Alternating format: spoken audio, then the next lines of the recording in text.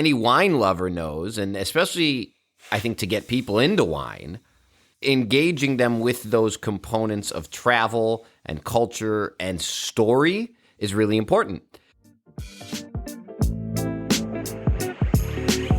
You're listening to the Vint podcast, bringing you expert interviews, alternative market insights, and exclusive access to the world of wine and spirits investing. Enjoy the show.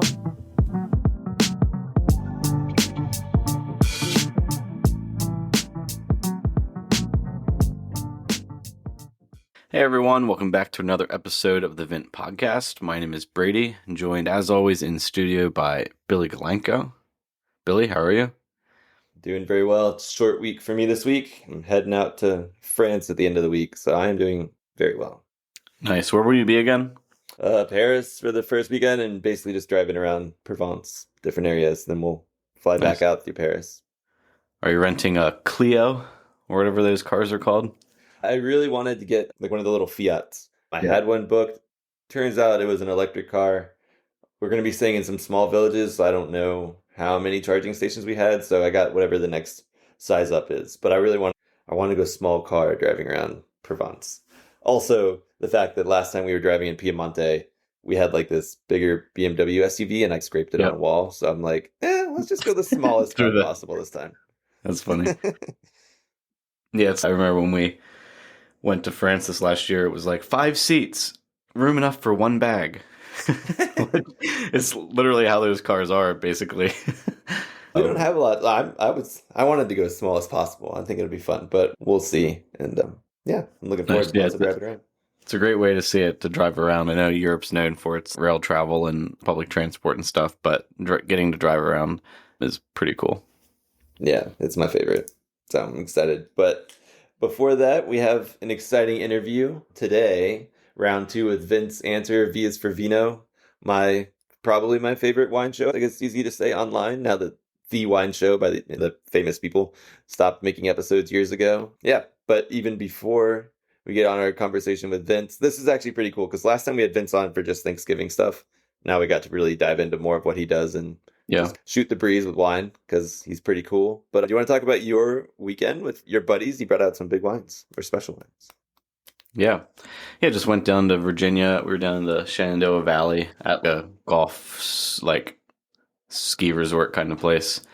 Rented a little house down there. I had about 11 of us and wives and girlfriends and some friends from back in school, college. So I brought down some wines, I guess I brought like almost a case. We didn't get to all of it, and some things we literally only had an ounce out of it. It was a big sharing time, but I think some of the highlights were we had a bottle of Senya, a Chilean wine that we had in our South America Icons collection. Well, we actually didn't have this particular vintage in the collection. This was a 2014 that we took down there, and that was really exciting. Folks love that. And it was cool to hear some of my buddies who maybe are more into like whiskey and brown liquor and things, identifying like interesting tasting notes and stuff out of that wine, especially like the kind of earthy minerality juxtaposed against, I had a single vineyard Napa from 2014 as well. It was Heritage School, I believe, Julie's Creekside Vineyard. So it was a producer that was put onto by Master Robert, actually, our Master Somm friend in Richmond. Sold me that wine a while back. 2 single vineyard wines from that producer, and that was maybe one of the best Napa bottlings that I've had in the last.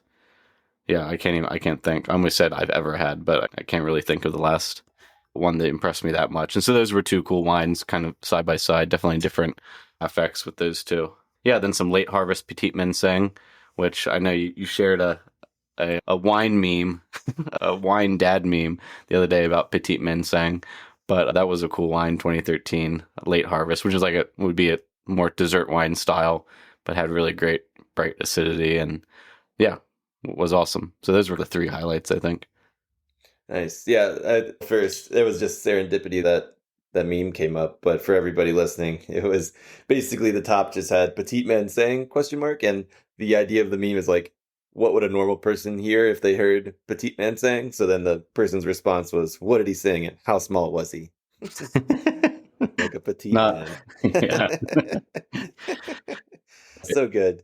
But yeah, no, I'm happy because we had talked a little bit about what wines you should bring and what people might find interesting. And I'm happy your friends were able to, or had a we're able to tell the difference, I guess, between the wines. One, and number two, they got a little into it. That's always fun and helps people learn about wine in a fun way. Yeah, I think the Napa won the night.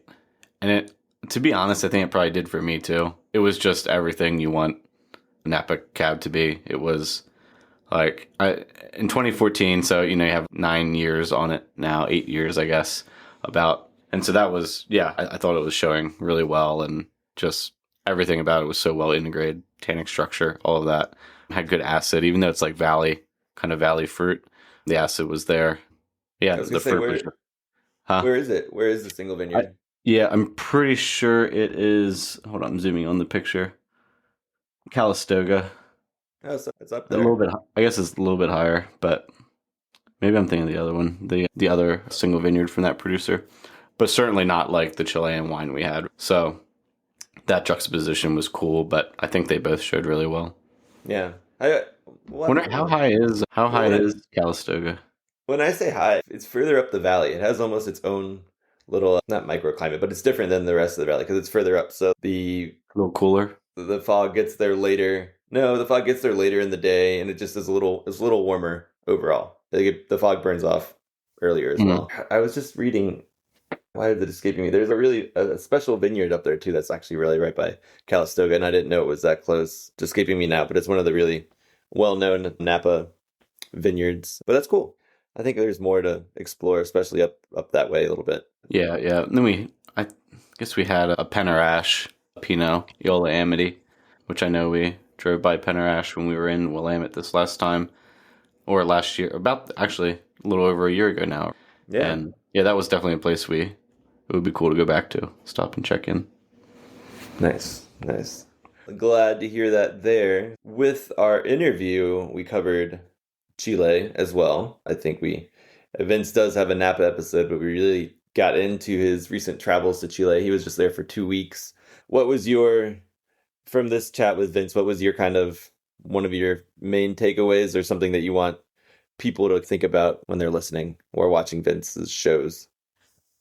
Yeah, I guess his approach to storytelling, you'll hear that in our interview. His travel and the way that I think he approaches the regions that he visits, and it's evidenced by the amount of time that he spends there. Like he was 2 weeks in Chile, which is definitely enough time to get immersed in the culture and the people and get to have meaningful conversations. I think he does a good job at that in his content, not just highlighting the wines, not just highlighting food, but trying to bring them together in a cohesive story. And sometimes I think at least when I've done wine travel in the past, sometimes it's just, okay, we're going to this producer, this tasting room, and we're going to taste these 6 wines.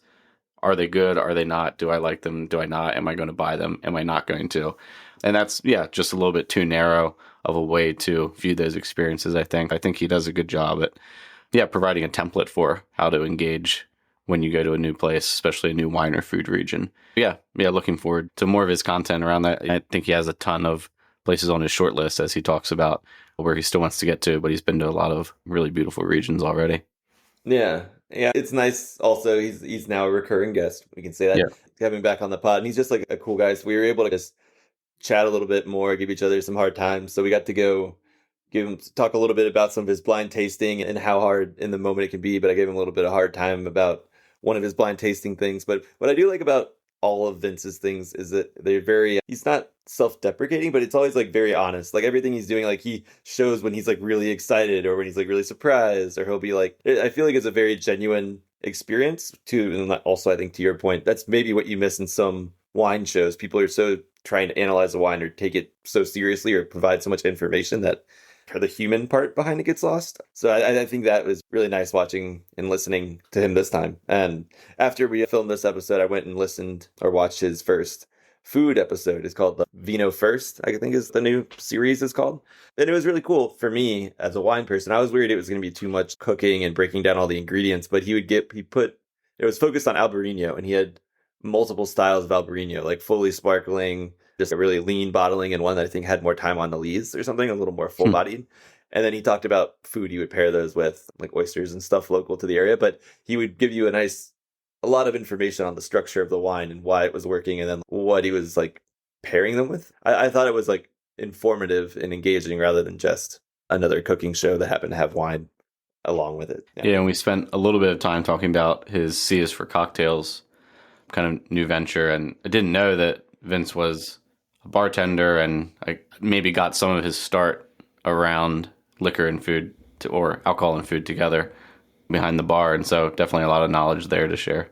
Yeah, it's easy to forget that he was, back in the day, I think he played guitar. He was in a band. He was in a band, and he was a bartender, and then he used that knowledge. I will say he noted the one thing, that he's like, when I was learning to be a bartender, like my, like, I don't know, mentor, whoever it was, and he's like, what's the main thing we use as a bartender? And then he was like, I don't know, mix ingredients. And then the guy was like, no, dilution. And now, like, all weekend I've just been walking around. Should I get a cocktail? Is it going to be properly diluted? Like, that blew my mind. I was like, that's it. He's right though, because too watery, horrible, not balanced, stinks. So it's like thinking about cocktails that way, really interesting to me. That blew my mind. Yeah, I think that is too. Because of all the cocktails I've tried to make at home, I don't think I've ever made a balanced one. So I should keep that in mind next time. I never think about, you just picture the shaker part being so just, oh, it just needs to get cold. He was mentioning that people do think about like the shape of the cubes and the type of ice. And that's really interesting. We only touched on that a little bit at the end. Maybe we'll have him on again some other day to get more into cocktails. But the way that he approaches that is the same way that he talks about structure and stuff in wine, which I think is really approachable and makes it more interesting and enjoyable personally. So, yeah, for sure. Yeah, he's someone who you could spend hours with talking about all things across the industry. And I'm sure he'd have an experience or a story or a perspective to share on all of it. So, yeah, he's definitely a welcome repeat guest. Yeah. And he's also open to hearing your stories too, which is also nice. He does not there to just, there's certain folks sometimes who are amazing to talk with, and there's some people just to listen to, or that want to just have an audience for their grandeur. So I think it's a great combo. But yeah, no, it's exciting. And here, I'll intro him here. Recurring guest, V is for Vino, Vint Answer. Everybody go check him out. He's on YouTube, and he also has a website if you want early access to all of the videos and a little bit of behind the scenes stuff, as well as like direct. I think he offers conversations with himself each month for the top tier. So check it out, and I hope you guys enjoy the interview.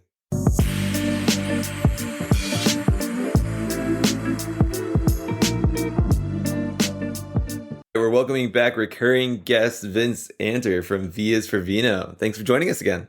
Hey, stoked to be back. Yeah, Vince, we mentioned this in the intro, but his channel V is for Vino is one of my favorite, wine video channels. It was before YouTube, and now it's on YouTube. And yeah, he's one of the best YouTubers out there. We even talked to Konstantin Baum, and he was, that guy's really cool. And that guy is, if anything, the other wine YouTuber out there. Oh, you got to hook us up. I've been meaning to reach out to him and collab with him and just haven't had the time, but he's awesome too. He said the same thing. I've been meaning to reach out to that guy. So anyway, he complimented your production value. Said it was great. He's the master. He puts out a lot of content too. He's great. Yeah. So on that note, can you give a little background onto, and your channels, they're very complimentary because his is very more educational and yours is a lot of things. It's educational, it's travel, it's food, it's cocktails. So can you give a little background on kind of how you started V is for Vino and who you are, and then where it is today and how it's grown?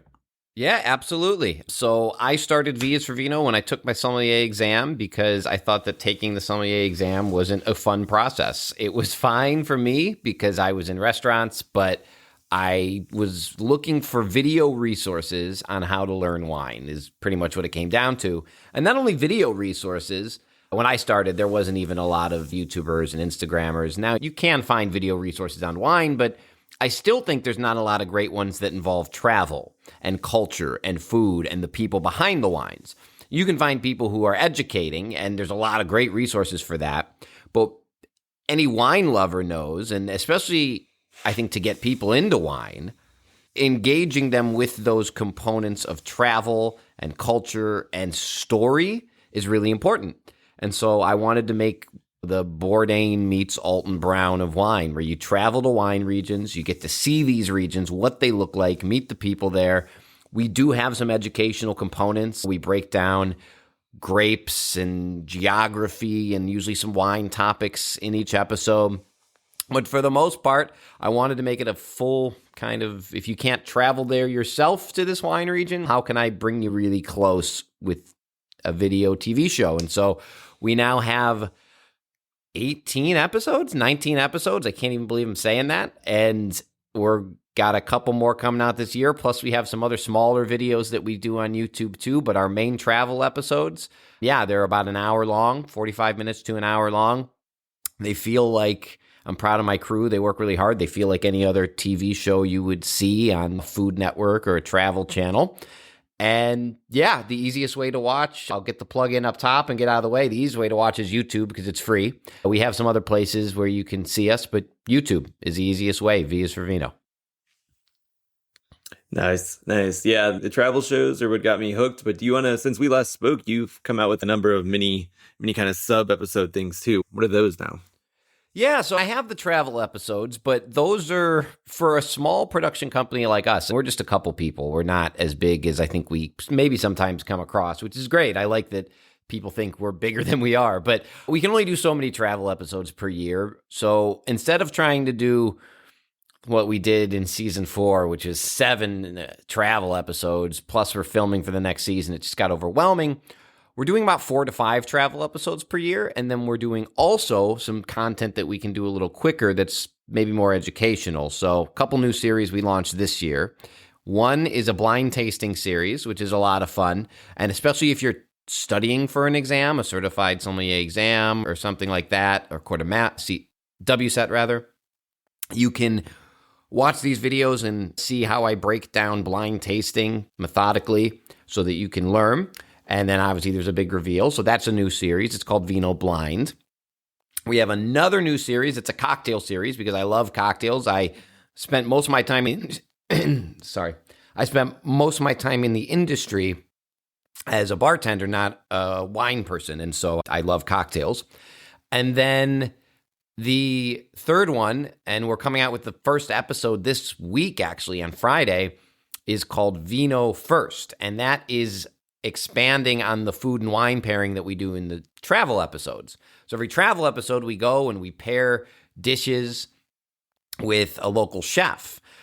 And people love that part of the show so much. I said, what if we made a cooking series? I also worked in kitchens. My parents owned a restaurant. I love to cook.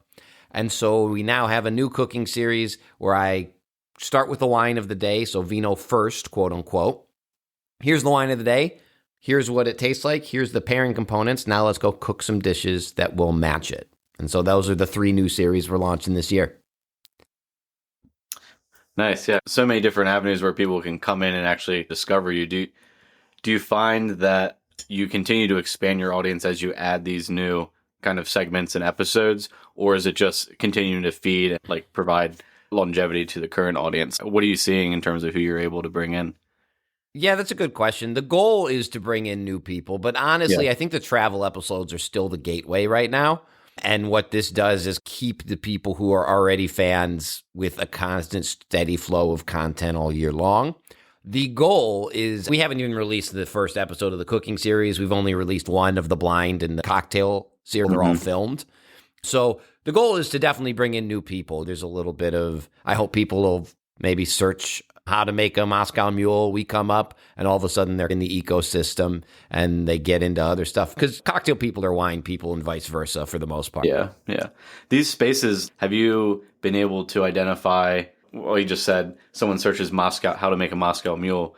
I assume that's a pretty heavily laden content market out there with all the recipes and different things. What are you seeing? Are there some easier segments to break into versus not that like has more need for quality content?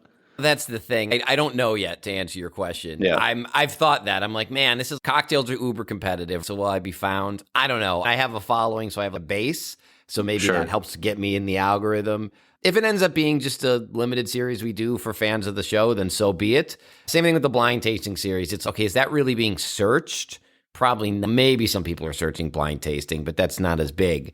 With the cooking, again, competitive space. So there's a reason I did all this after we have a following with the travel show, because the travel show was unique. And that's how we really cut our teeth and found our audience, because nobody else was doing quite what we were doing in regards to wine, food, travel, culture all combined. Sure. So that's why that's still the flagship show and will be. But I want, obviously, I have all sorts of ideas too of other shows I want to do. So part of being an entrepreneur is just, I've learned, is doing things and seeing what sticks and then pivoting if it does or doesn't. Yeah. I think you do a good job at integrating all those things that you talk about, right? Yeah. Especially with these, like when you do your travel episodes, it never feels like, oh, this is just a wine show or this is just a cultural exploration show. It feels like you really integrate everything into a unique product versus just 10 minutes of this, 10 minutes of that, 10 minutes of that. So yeah, I assume you'll extend that into your other ventures. Yeah, and sometimes I even had a chat with my wife the other day, and I was like, oh, do I not have an identity? Because we do these serious travel shows. We're like, okay, I might get poetic at certain times, and we've got some of the nice visuals. I'll jump to an educational segment. I'll jump to an interview, and then I'll jump to something comedic and silly because those all in my brain like are things I want to do. Sometimes I'm like, man, am I doing is it cohesive? But the fans seem to not care. And that's the cool thing on YouTube. Like, I'm not some show that's got to be pigeonholed into CNN and have this vibe like a Bourdain show the entire time because I'm on YouTube. And it's easier to do a little bit of everything you want there. So maybe one day I'll have to hone it in. But for now, I can explore all these different aspects of my personality. Yeah, I think you're spot on there with YouTube. Another random YouTube thing that I follow is like a car YouTube called Throttle House, and they have over 1 million subscribers, and they do the same thing. It's very similar. They show their personality and they bounce around, but in a good way. So I think you're spot on. But going back more to the travel part, I know Brady really wanted to dive in a little bit on your most recent episode that's been released this year, the Virginia episode, since I'm from Virginia originally, and Brady lived there and broke his wine chops. What is it saying? Developed your wine chops in Virginia? Yeah. I don't know what the saying around chops is. But anyway, do you want to ask your questions now, Brady, and dive into that episode? Yeah. First of all, congrats on it. I thought it did incredible justice to the region, and your production quality is super high. It has been in like your past seasons as well, but I thought you did a great job with it, especially there in Virginia. I did bust my chops in wine in Virginia. My WSET was through the Virginia Wine Alliance or Virginia Wine, whatever. And so like Barbersville is one of my favorite spots, and we've actually been there as a team. So it was cool to see them highlighted. And Stone Tower, who you also mentioned in that episode, I never actually had any wines from there and I'm hoping to go visit. I reached out and name dropped you a little bit to go and visit there this summer. They said great things about you too in that email. So what kind of stood out to you most in terms of, you've obviously been to the old world, you've done new world, and you had this line of Virginia kind of bridges the gap between the two. Yeah. Can you expand on that? Maybe talk a little bit about what that means for the audience? Yeah, and that was really the big takeaway for me. Two big takeaways. Number one was just that there is a significant amount of quality wine coming out of Virginia. I've gone to some up-and-coming regions, and every region has like a few producers that are doing good stuff. But to get to a critical mass where the region as a whole is pretty solid is harder. That takes time. That takes collaboration among the different entities. And I talked to the people in Virginia, and they said even 5 years ago, I don't know if I'd tell you to come here. It really was in the last 5 to 10 years that you've seen it go from a couple wineries sitting on islands making good wine to, oh, there's an industry, and the industry is solid. And I think their challenge now, and they even said this, is we're not outside of Virginia very much. There's no reason why Virginia wine shouldn't be on wine lists on the East Coast, for instance. Like California is always going to be high on their own supply, but the East Coast should be East Coast wines. There's no reason not to. And so that's their challenge. So that was the first thing, was that there's just really quality wine there across the board for the most part, at least what I tried.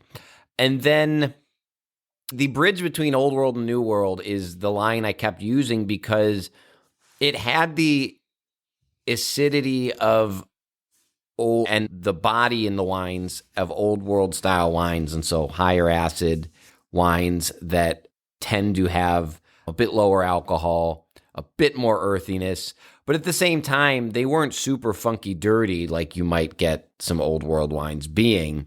So they bridged that gap really nicely. And a lot of places in California or other places in the States like to say they're making Burgundian wines or they're making a Bordeaux style blend, but then you taste it and it's all just fruit. And I didn't get that with Virginia. In fact, the Barbersville Octagon that I had after the cameras were off, that was, I think, a 2009, was very Bordeaux-esque. More as it aged, it turned more into that kind of old world style.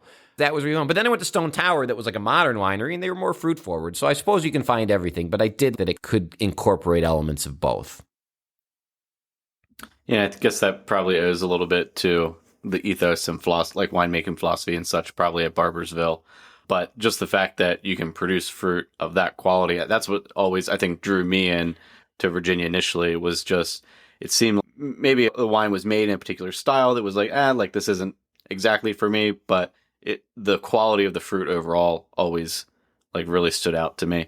And so I think obviously you see that at Barbersville and places like that, but I feel that way across the state about places I've been to. So I even just scratched the surface on the Shenandoah Valley, but all the wines I had from there were great. I had some amazing Cab Francs from that area. I do think that industry is now at a point where they can stand behind their product. And like I said, now next step is, okay, how do we get it out there? How do we get it distributed? Because they're hard to find outside of Virginia. That's their big problem. I live in Maryland now, and you really can't even find Virginia wines, the wineries that we're talking about right now, in just say our Total Wine up here.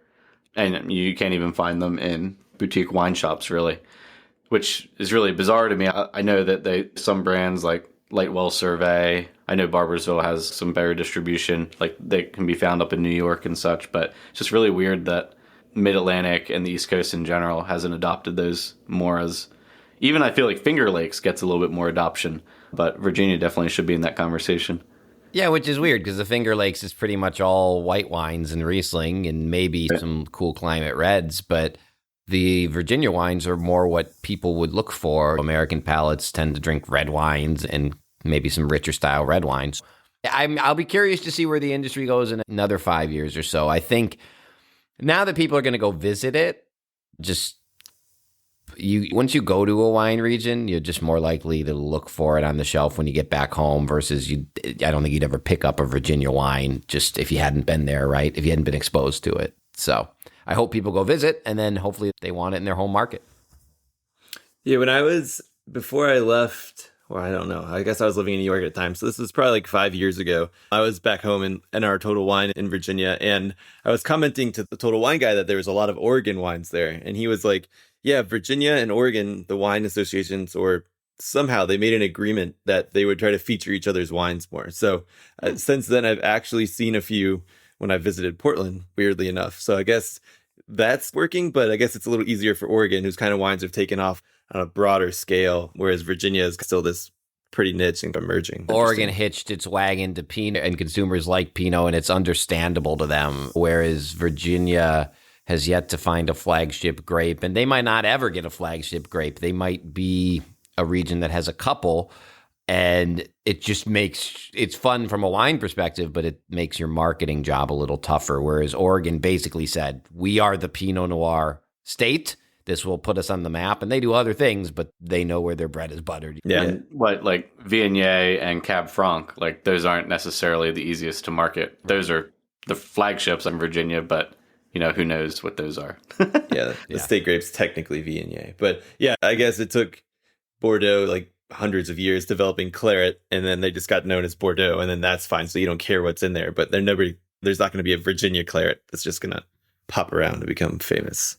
Yeah, they'll have a challenge of figuring out their marketing strategy and their signature grapes, quote unquote, or if they decide not to have a signature grape and just, like you said, market Virginia as a whole. But that's one, again, going back to, as a developing region, like these are questions that consumers don't think about. That's why you need everybody on the same page. As you grow, you have to get enough winemakers on the same page. Say, hey, this is what we're doing. This is the style of wine we're making or what we're going to promote. Yeah. We mentioned the Finger Lakes, which is another episode that you've done. Where else in this season can we look forward to you releasing episodes from? Yeah, we filmed Southern Rhone, so I'm editing that as we speak. That'll be the next episode.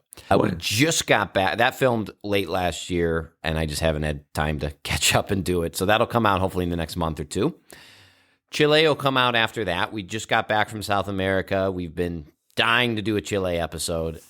Anywhere in South America, particularly I wanted Chile or Argentina at least to start. There's some other fun places in South America, Uruguay, and places like that. But I think those stories needed to be told, and we told it. I cannot wait for this episode. We spent almost 2 weeks down there. It was a really immersive experience for only one episode. So my struggle is going to be, how do I put all this into the episode? But I really wanted to give a sense of the Chilean culture because it's just different than anywhere else we've been on the show. South America just hits different. And so I wanted to try and do the best I could to explore that. And I can't wait for people to see that. Nice. And then a couple more that are in the works that I can't say out loud yet, even though I'm hopefully going to be filming them in the fall. But they're ones that I'm pretty excited about, one in particular. So I'll have to keep it close to the chest until I sign the papers. But I'm hoping for another 4 to 5 episodes this year. We've only got one out, so. Nice. Would you talk about Chile and Argentina a little bit in a similar way as Virginia in terms of emerging and also a bridge between these two worlds? Or I'm sure you go into some of that in your episode, or what would you say? Billy says no. I would actually say pretty unique story in Chile. So Chile specifically started, they have a long winemaking tradition, number one, very long, but they only started exporting in the 90s. They're similar to Mexico. Spanish basically came over there, planted vines for religious purposes. They made wine for a long time, but kept it all within their borders. Started exporting in the 90s. They are very similar to California. Chile is got this play between the coast and the mountains, just like California does. Mediterranean climate, easy to grow grapes for the most part. At least easy to grow easy grapes like Cabernet and Merlot. And so they did that, right? They started just growing a ton of wine, started cranking it out, and they have a bunch of wine that was in this sub $15, even sub $10 range for a long time. And that's what they became known for. And then in the early 2000s, they're like, we have the same terroir as a California. We can make high quality wines, right? And so now they've switched their focus to super premium wines, and they're really still discovering. There is a parallel there where they're still discovering what works best where. For instance, Carmenere, which is their adopted, it's a Bordeaux grape, but technically it's a Chilean grape in the sense that nobody else is doing as much Carmenere as Chile is. It's their grape at this point, and I think even Bordeaux would concede that. But they're still figuring out where it grows best and how to grow it best and what treatments to use on it and what harvest techniques. Basically, what they found is if we go a little bit higher altitude or on slopes, so there's better drainage, we can create better wines from this grape. They also used to think Carmenere was Merlot. And so once they just figured out through science that, oh, this isn't Merlot, they started harvesting it way later. And that got rid of a lot of the green character that I think people associate with Carmenere. And still has pyrazines. It's still going to have some greenness, but not nearly as much as it used to. And so as they get into all this, they're trying to say, we can make really premium wines. Now, my kind of assessment with it is I'd love to see an in-between, because they had and they still have a lot of cheap wine. Then they have a super premium section of $100 wines. But I think there's a middle tier that they could capitalize on. I could be wrong. I'm not a marketing expert by any means, but if I think of the bulk of American consumers who are into wine, they'll spend 20 to 40 per on a bottle. And right now, Chile is in the extremes. Now, maybe they'll say that, hey, listen, that's what we want to be. But I do think you'll see that middle kind of develop.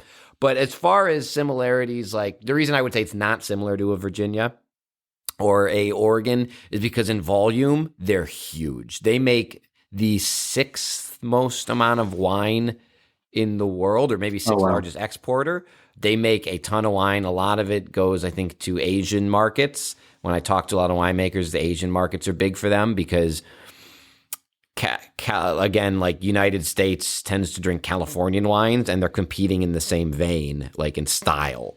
And so they focus a lot on Asian markets, but the U.S. market's big for them too. So we will see. So that was a long way to say there's some similarities for sure, but they're a bit more established, I would say, than some new world, brand new regions. Yeah, I completely agree with that. Yeah, couldn't say it better myself. I'll have to expand upon it for Brady later. But yeah, I think that the interesting thing for me with the Carmenere side of things, we've had David Keck, who's this MS who now works with like Frontignac and some weird varieties up in Vermont. He's just in the vineyards now. And he was like, yeah, this variety was only really created in the lab in Minnesota and released in the 90s. And so they're still trying to figure out like, where does it grow? What does old Frontignac taste like? But for me, it's like almost like they rediscovered Carmenere when they realized it wasn't Merlot. And to your point, I think they're still working on it's gotten a lot more nuanced and a lot more refined as they figured out how to grow it, when to harvest it, and where to plant it. But I think there's still a long ways and a lot of potential for Carmenere as a distinct variety moving forward as well. 100%. The best wine I had the whole trip was a Carmenere, and I couldn't believe it. It was one of the best wines I've had on the show, period. I just was blown away by what they could do with it, because it has this, and in general, I'll say, not just the Carmenere, but all the wines in Chile, I always look for what makes a wine region unique. And what I found unique to the wines in particular from Chile is tremendous concentration with freshness. California wines can oftentimes have that concentration, but it's in a richer style. But these were like 14% alcohol, super, super concentrated and deep, but still fresh, still overwhelmed the palate. And so that was an area where I think they're finding that with Carmenere. They're putting the Carmenere in blends, and then they're doing things with Cab and Merlot and Syrah and all the other international varieties that you would expect to see. So it'll be fun to see how they evolve. Like I said, I think for them, their challenge is just, are we value wine? Are we premium wine? Are we somewhere in the middle? That's going to be their challenge as they move forward. Interesting. Pivoting a little bit to your Southern Rhone trip, was that different than your Provence trip? Because you've been down to Provence and some of the south of France before, right? Or did you film them both at the same time? No, they were separate. And you know what's funny is I just keep finding myself in the south of France. I said I wasn't going to mention where we're going, yeah, but I think we can. Yeah, but I think we're going to do a Languedoc episode too, because that one I could say is almost finalized. So I'll mention it. So that's 3 in the south of France. That's Provence, that's Rhone, and that's Languedoc. But I think they're different. So sure. When I think Provence, obviously I think rosé. When I think Southern Rhone, which is what we filmed, obviously you're focusing on the Rhone blend, the famous Rhone blend. And from a terroir perspective, it's actually much, much different than Provence. Provence is much more, it goes up north, but I associate it with the coast and the breezes and things like that. Whereas when I think Southern Rhone, I think of kind of mountainous terrain, a bit more north. We explore the episode, actually, we take my buddy, a French local, and he takes us around like this classic car, and we made it like a road trip episode, because you go from this beautiful hilltop village to the next beautiful hilltop village, and you're going to see that in the episode. And not only do I think of it different from a terroir perspective than Provence, but stylistically, they're much more focused on reds and white blends. They do make some rosé, but it's a small percentage. And the wines they're making there now, when people think Southern Rhone wines, I think traditionally and classically they were big wines, right? They were 15% alcohol because it was hot in Southern Rhone. And now they've decided they understand where consumers' palates are today, and they are making lighter style wines, I would say, using more Grenache rather than more Mourvèdre and Syrah in the blends to give it more red fruit, more acidity, more juiciness. And they're really focused on biodynamics and organics and sustainability. Every wine shop I would go, I'd look at the bottles, and I'd say at least half, if not more, of the bottles had some sort of logo talking about their sustainability initiative, their biodynamic status, or whatever it might be. And when you go to the restaurants, all the restaurants on their list have little icons talking about it. They're in a really great spot where they can make that kind of wine because they have great climate, they have winds, they have hot climate with no pests, no mold, no mildew. So they get a little leg up, but they're big on promoting it. And so that was a big thing I noticed when I was down there. Just in terms of terroir and like geography in some of these regions that you've been to, actually being on the ground there, which ones have maybe stood out the most in terms of being like, wow, like really didn't understand what this was like until being here on the ground. Did you have any of those kinds of experience, especially like in a place like the Rhone? Yeah, again, just the beauty of the Rhone is going to stand out in the episode. Like when you see how you basically have these big, expansive plains peppered with old geological formations that kind of jut out of the ground. You can get down to Avignon and be in the city and be near the coast, but there's just some really great terroir there. When I saw Portugal, when I went to the Douro Valley in Portugal, I was pretty blown away. That was another one. Just if you're asking like where I went, I was like, oh, wow. That was one of them. You see it in photos, but when you see it in person, it just is pretty remarkable. Just because it's in my head, I guess Chile has its own feel. You go down to South America, it feels like South America.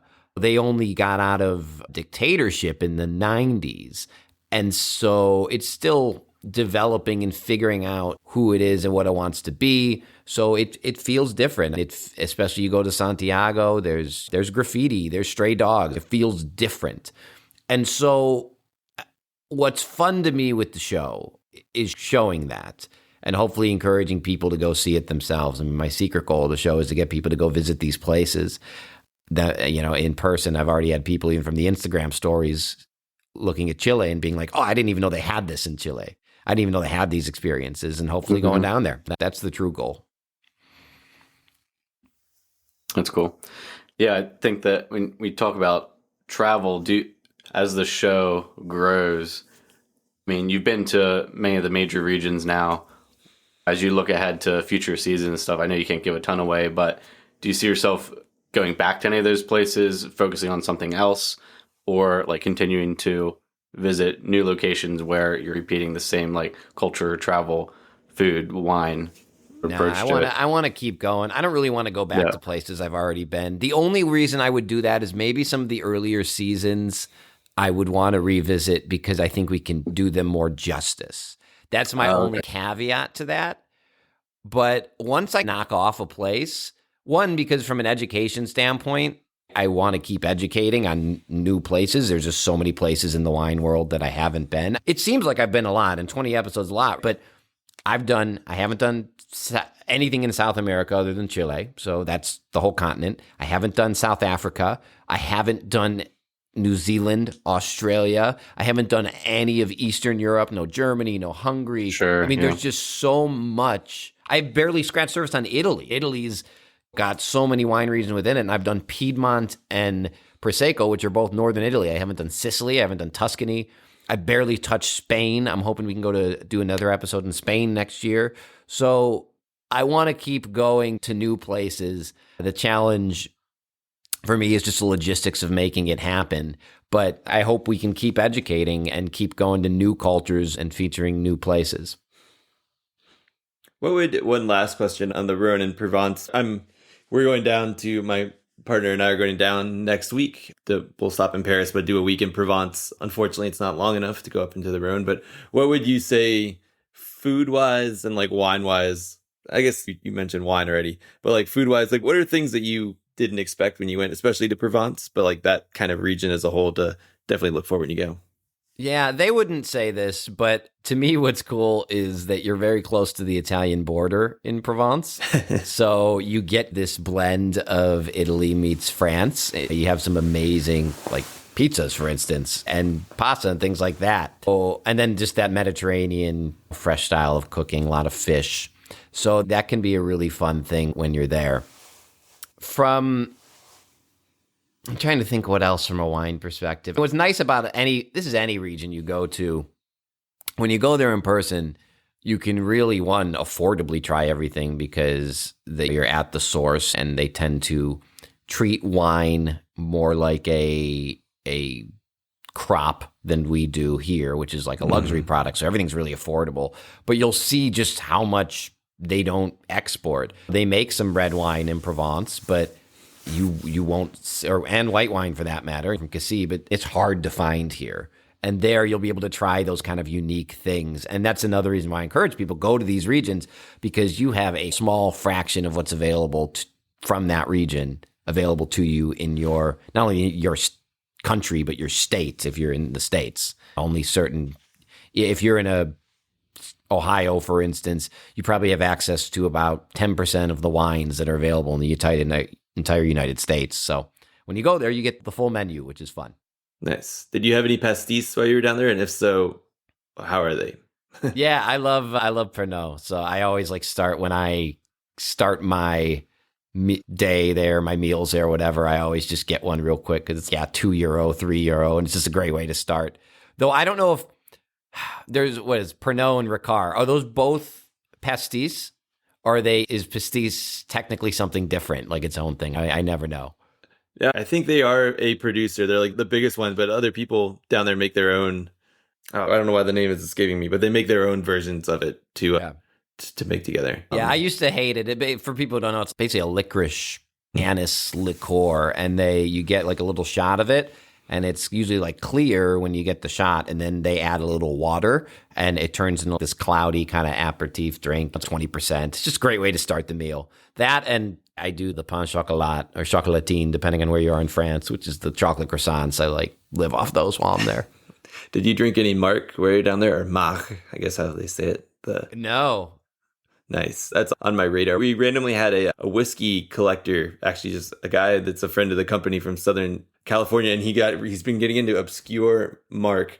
I don't even know what that is. So basically, picture grappa. It's like French grappa. Okay, it's grappa. It's grappa. It's basically the same thing. Yeah, like distilled spirits made from leftovers, grapes. Great. For those who don't know. Yeah, but obviously grappa can range extremely in different qualities. So I'm excited to kind of get down there because this guy was going on and on about these obscure Marcs he's been drinking in California. So I was like, got to try some. Yeah, and DRC makes a Marc. Really? Yeah, which was a crazy find. That was like, I have to get hands on that bottle sometime. Yeah. That's awesome. Yeah, no, I've never got quite into that whole basically clear grape must brandy scene. They're strong, man. You gotta have iron will to be into them for sure. But guys who like them, they like them. Yeah, we'll see. Yeah, you certainly can't have many of them. So cool. Diving into a little bit, moving over to can we talk a little bit about your blind tasting segments? And I think a couple of them, I will say the one in this current batch this season made sense to me. I guess I don't have to give it away, but the two grape varieties that you ended up with, I was like, okay, I could see that. I think the palate's a little different. They're aromatic varieties, but the one that you had earlier this year, I had a burning question. We watched this for last weekend or 2 weekends ago, and you ended up with Riesling and Sauvignon Blanc as what you were deciding between. I just want to know, was it a really aromatic? Like, what was bringing you that way? I don't know. I know this is a long time ago and you probably don't remember, but I've never really had a Sauvignon Blanc and a Riesling that I've tasted, and I've been like, I don't know which one's which. I'm just curious how you ended up. Yeah, I think so. I actually don't remember going between there. I probably should have got it if that's what I was between. But what I will say is that if you take away the sugar from Riesling, what are you left with? Because if I thought this, I thought it was a dry Riesling, right? You're left with a light-bodied wine that has lots of acid, that has some floral component. You could say that about either wine. It's got the only thing that I probably should have picked up on is, but again, all right, so let's say I think it's dry Riesling, right? I would expect citrus to stone fruit, but I would expect the same thing from Sauv Blanc. If you have a richer style Sauv Blanc, especially let's say you have a New Zealand Sauv Blanc or a California Sauv Blanc that gets into stone fruit land, sometimes the Californians will leave a little bit, just a hair of residual sugar. So now you're getting some sweetness to it. So I could see how in my head maybe I got it that makes sense. But now that if that's what I was between, just I've practiced since then. I just did this whole blind tasting series, so I filmed 9 of them. And I'm proud of how I ended up. I can't give away, what I did, but by the end of it, I was comfortable with how I performed, which it's a little nervous. Put yourself out there. I told my crew at the beginning, I was like, listen, because we did film this blind tasting series and we did 9 in a row, not in one day, in 2-3 days. And I was like, guys, if I get these all wrong, I don't think I can release it because people will think I don't know what the hell I'm doing. Luckily, all I'll say is I didn't get them all wrong, so I'll leave it there. Nice. Yeah, no, I think it ended up being a New Zealand Sauvignon Blanc, and your logic makes sense. I had to ask because I was curious. It's funny you also say, what is Riesling without the sugar? Because we've had a past guest go, what is Sauvignon Blanc without the acid? Nothing. And he was just like, he was very adamant. So it's funny you put it that way. Yeah, and just going back to it, all right, and then both floral, both can have those stone fruit characters. I could see how you could get like a dry Riesling mixed up with a semi-stone fruity, little bit of residual sugar, Sauv Blanc. It's funny. It seems like, how could you do that? But when you're in it, man, your head starts playing tricks with you. You'll see in this blind tasting series, you'll know what it is, and then you will just talk yourself out of the right answer. So that's a big thing I always say when you're blind tasting, is to go with your gut, because your first answer was probably correct. Yeah, no, it's funny because you say who's just Googling blind tasting videos, and that's what we do on Fridays before we go out. But it's so easy when you're watching. You're like, oh, I obviously know what this is. But to your point, when you're in it and you're thinking and then you double taste, it's almost like when you start saying a kind of complicated, like multisyllabic word over and over. And then by the end, you're like, wait, it sounds so weird. Why is it sounding like this? It's the same thing. You can easily talk yourself in many directions. So yeah, sure. You'll see it in the videos. It's funny. There's a couple of them where I'm like, I smell it. I'm like, I know what it is. I know what it is based off the smell. But then you taste it and the structure isn't quite what you expected. And then you just, maybe it could be this. It couldn't. It could be anything. It's a Schrodinger's cat of wine. Until you know what it is, it could be anything. Alive or dead. You want to also talk a little bit about your cocktail series too, the C is for cocktails. I think the first one was a Negroni episode, which was really cool. Big Negroni fan here. Are you just picking your favorite or cocktails? How are you going about this? Yeah, I wanted to keep it Vias for Vino. Like you said, there's a lot of people out there making cocktail videos. So how can I make it so that it's still in my wheelhouse? And so what's the hallmark of my show is bringing in that education and history. So that's what we did. So for the Negroni or for all the cocktails, what I do is I say, hey, here's a cocktail today. Here's the little history segment, how it came to be, where it was supposedly invented, which as I researched, I found out is not clear at all for almost any cocktail. There's like huge debate as to where every single cocktail was invented and who it was invented by. But I try and give what is the general consensus. So then, we start with the history of the cocktail. Then we cut back to, hey, here's our ingredients that we're going to use with it. Then I do a little mini quote-unquote nerd lab, which is a little segment I do in the main episodes where I talk something sciencey. I do that with the cocktail. I say, hey, here's a tool that I use in the bar, and here's what I think of it and why you should use this and when you should use this, or here's the technique to how to shake properly. So you get some of that theory in there if you are wanting to up your cocktail game. And then obviously we make the drink. And I think that you end up with kind of a unique take on it, whereas a lot of people there's 7 billion people on TikTok making cocktails, and there's some really great ones, but they just show you how to make the drink. And I wanted to go deeper than that and go into the cocktail theory, quote unquote. And so that's what we did. And so for what cocktails they are, I'm doing the basics for this first season: daiquiri, Negroni, Moscow Mule, Martini. One, that's a good way to teach fundamentals, and everybody should know the cocktail fundamentals. I think everybody should be able to make themselves or their partner or their guest a solidly balanced drink. So we start there. And then if I do a season 2, I'll start playing around with some of my more obscure ones that are personal favorites. But the classics are personal favorites of mine too. Oh, and the other thing we do is at the end of the segment, like for the Negroni, I give you like 3 or 4 variations, because a lot of the cocktails that we love are just variations of the classic drinks. That's why you got to know your classic drinks. So we give some variations too. It makes it a little fun.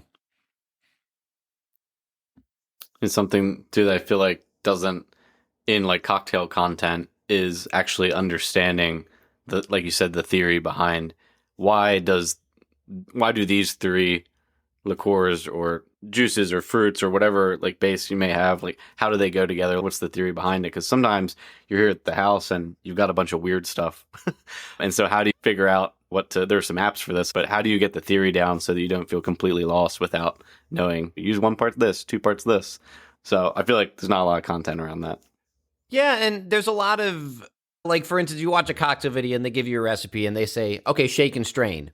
There is a technique to shaking that's really important if you want to do a properly balanced drink. When I first started bartending, my mentor asked me, he's like, what do you think our most important job is?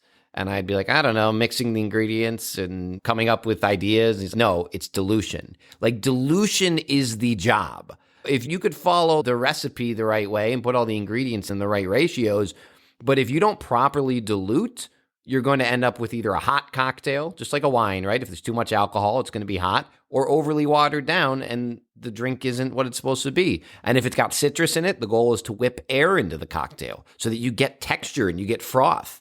And there's a way that you have to shake, and certain ice cubes you should probably use to do that. And it's a way that why it's like one of those things like, oh, why is this cocktail better at the bar? It's because they're focusing on these things. So I wanted to teach people at home how to do that. Billy, Vince's cocktail snob. He's a cocktail snob. We were talking about wine snobs on our last episode, and like how you should drink it this way in this glass and do it like that. I feel like I don't know if that's a thing in the cocktail space, but I'm a big fan of like snobbery to a degree. So I love that you're focusing on this thing. We call it, we've determined that Brady just says there's a distinct way to make your beverage taste better, and you should want to make your things taste better. And if that's what a snob is, then so be it. So I think the snobs are the people who judge. I don't judge anybody for doing whatever you want to do. If you're a snob, you're judging the people. To me, I'm just educating, and I don't care what you do. Once I give you the information, go do whatever you want. But I want to give you the information that I know, and you take it or leave it. Yeah, Brady had an issue last week in West Virginia where he was just trying to tell people maybe they want to have their Sauvignon Blanc at like colder than like 75 degrees. And they said that might be a snob. So he was like, all right. Yeah, that's another one I'm big on. Proper serving temp. It's the reason you go to a tasting room and everything tastes better than at your house. Yeah. Proper serving temp is key. Man, yeah, hopefully in your content you can start to dispel some of these things and lift us all out of the damaged relationships that we have now because of some of those comments. No, it's funny. That's why I also add a lot of levity, and I do some stupid things, and I make myself look dumb in the nerd lab, because I want people to know that I don't want to take it too seriously. Like a lot of people are one or the other, right? They're like, I always say I'm in between the influencer who's telling you what music should pair with the wine and the master som who's, like you said, it has to be this exact serving temperature and this exact experience. I want to be somewhere in the middle, give you the knowledge, let you run with it, but don't take it too seriously. Yeah. Yeah. I think you strike the balance very well. So keep doing what you're doing. And thank you so much for joining us. It's been fantastic as always. I appreciate your time. I love chatting with you guys. I really appreciate it. And we've got a lot of content coming out. The easiest way, as I mentioned, is just follow our YouTube channel, V is for Vino. It'll come right up. And I again, appreciate you guys having me on.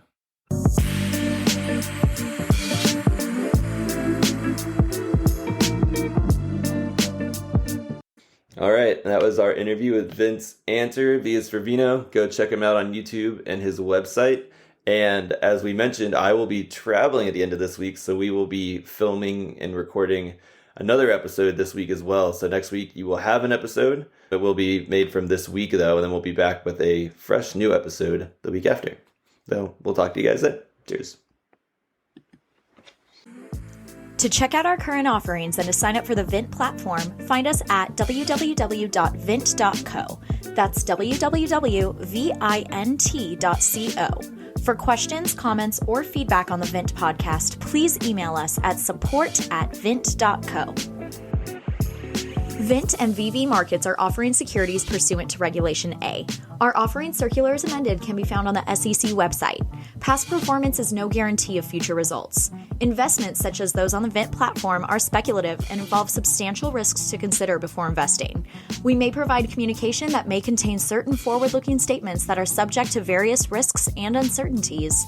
Information provided in any communications, including this podcast, is not legal, business, or tax advice. All prospective investors should consult a legal, tax, or business advisor concerning the subject matter of any communications and any offering.